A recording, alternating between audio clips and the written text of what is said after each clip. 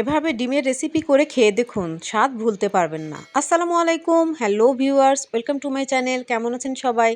নিশ্চয়ই খুব ভালো আছেন। আপনাদের দোয়া ও অনুপ্রেরণায় আমিও খুব ভালো আছি। তাই আজকে চলে আসলাম আবার নতুন আরেকটি রেসিপি নিয়ে। আজকের রেসিপি কচু দিয়ে ডিম ঝোল। তাহলে চলুন কিভাবে ডিম ঝোল করেছি তা এক নজরে দেখে নিই।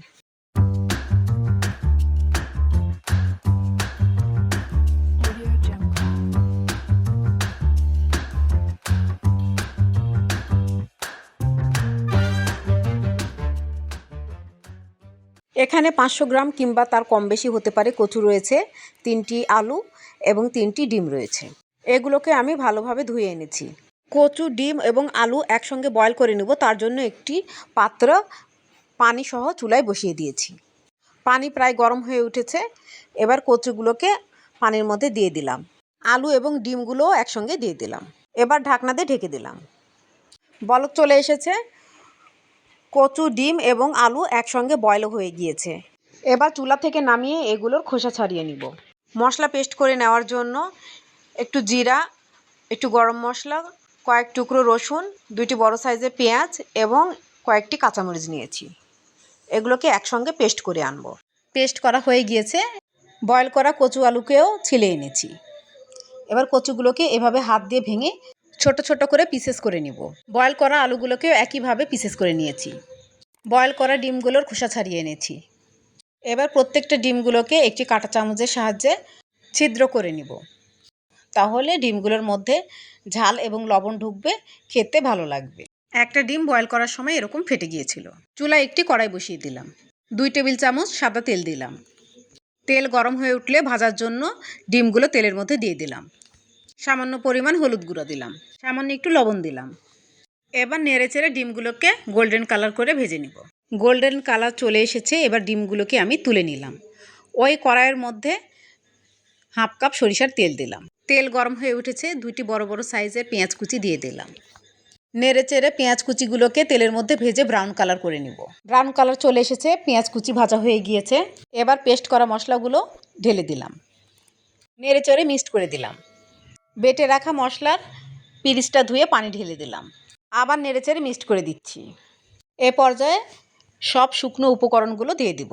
প্রথমে দিয়ে দিলাম 1 চামচ হলুদ গুঁড়া, 1 চামচ শুকনা মরিচের গুঁড়া, হাফ চামচের একটু বেশি ধনিয়া গুঁড়া, স্বাদ মতো লবণ দিলাম, হাফ চামচ চিনি দিলাম। চিনিটা অপশনাল, আপনারা না চাইলে স্কিপ করতে পারেন, তবে দিলে টেস্ট ব্যালেন্স হয়। এবার নেড়েচেড়ে ভালোভাবে মিক্সড করে দেব। মশলাটাকে খুব ভালোভাবে কষিয়ে নিতে হবে। মশলা কষানোর উপরে তরকারির টেস্ট ব্যালেন্স করে। এই জন্য মশলার কাঁচা গন্ধ না যাওয়া পর্যন্ত এবং তেল উপরে উঠে না আসা পর্যন্ত মশলাটাকে ভালোভাবে কষিয়ে নিতে হয়। মশলা কষানো প্রায় হয়ে আসছে, তেল ছাড়তে শুরু করেছে, মশলার কালারও চেঞ্জ হতে শুরু হয়েছে। এবার মশলার মধ্যে বয়ল করা কচু এবং আলু আমি ঢেলে দিলাম। ভালো করে মিক্সড করে দেব। মশলার সঙ্গে ভালোভাবে মিক্সড করা হয়ে গিয়েছে। এ পর্যায়ে আমি হাফ কাপ গরম পানি দিয়ে দিলাম তরকারিটা কষানোর জন্য। এবার নেড়েচেড়ে ঢাকনা দিয়ে ঢেকে দিলাম। বাই দ্য ওয়ে, আমি রুথি। আমার চ্যানেলে নতুন হয়ে থাকলে প্লিজ সাবস্ক্রাইব করবেন। পাশে থাকা বেল নোটিফিকেশন অল সিলেক্ট করে রাখবেন। তাহলে যখনই আমি নতুন ভিডিও আপলোড করব তার নোটিফিকেশন সবার আগে আপনার কাছে পৌঁছে যাবে। বেশি বেশি লাইক, কমেন্ট এবং শেয়ার করবেন। আপনাদের একটি লাইক আমার ভিডিও অনেকজনের কাছে পৌঁছে দিবে। যারা ফেসবুক ও ইনস্টাগ্রাম থেকে দেখছেন প্লিজ পেজটাকে ফলো দিয়ে রাখবেন। যারা লাইক, কমেন্ট, শেয়ার, ফলো এবং সাবস্ক্রাইব করেছেন তাদেরকে ম্যানি ম্যানি থ্যাঙ্কস।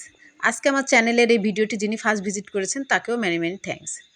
আমার চ্যানেলের অন্যান্য রান্না দেখতে চাইলে প্লেলিস্টে ক্লিক করবেন, আমার সব রান্না দেখতে পেয়ে যাবেন। আমাকে ভালোবেসে এইভাবে অনুপ্রেরণা দিবেন এবং আমার পাশে থাকবেন। কচু আলুর তরকারিটা কষানো অলমোস্ট হয়ে গিয়েছে।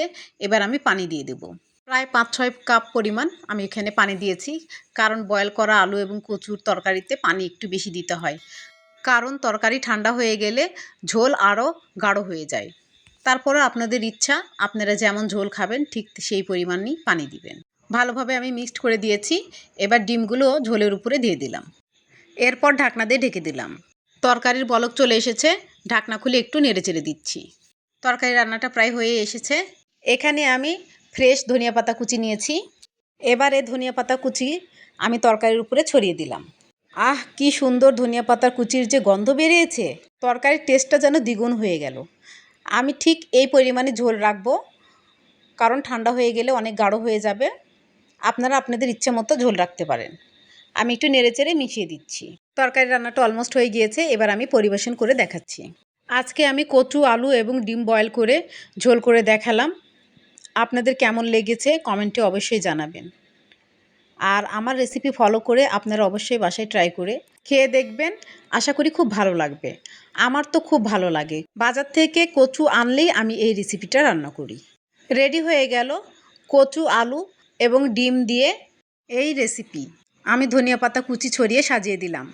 নিউ ভিডিও দেখার ইনভাইট করে আজকে বিদায় নিচ্ছি। ভালো থাকবেন, ভালো রাখবেন, আমার জন্য দোয়া করবেন। আল্লাহ হাফেজ।